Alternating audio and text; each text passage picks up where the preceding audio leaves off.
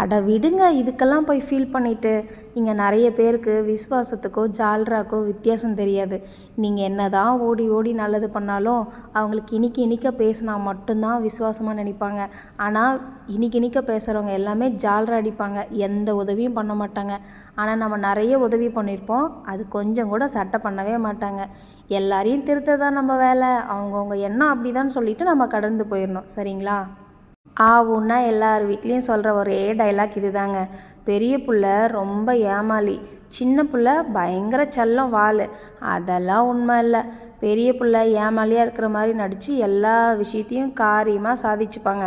ஆனால் நம்ம இளைய புள்ள கடைசி வரையும் திட்டு வாங்கிட்டு தான் இருப்போம், குடும்பத்துக்காக கஷ்டப்பட்டுட்டு தான் இருப்போம். ஆனால் நம்மளை 10 பைசாவுக்கு மதிக்க மாட்டாங்க.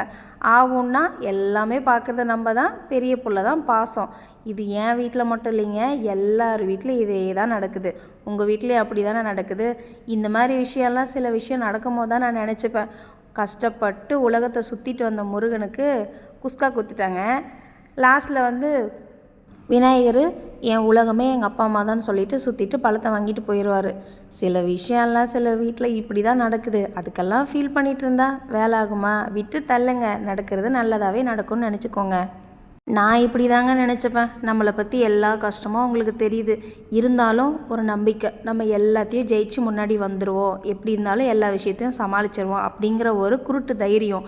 ஆனால் அதுக்காக நம்ம எவ்வளோ கஷ்டப்படுறோம், எவ்வளோ பாடுபடுறோன்னு யாரும் நினச்சி பார்க்க மாட்டாங்க. நம்ம கஷ்டப்படுறோம், நம்ம உழைக்கிறோம், அதை அவங்க புரிஞ்சிக்க மாட்டேங்கிறாங்களே நம்ம ஃபீல் பண்ணக்கூடாது. இதுதான் லைஃபு, இதுதான் நம்ம தலையெழுத்துன்னு சொல்லி போயிடணும். ஆனால் நடக்கிறது எந்த விஷயமா இருந்தாலும் நல்லதுக்கே நடக்கும். ஏன்னா நம்ம நமக்காக உழைக்கல, நம்மளை சுற்றி இருக்கிறவங்களுக்காக உழைக்கிறோம். கண்டிப்பாக கடவுள் நல்ல வழி கொடுப்பாருன்னு சொல்லிட்டு அப்படியே இதுவும் கடந்து போகணும்னு போயிட்டு இருக்கணும்.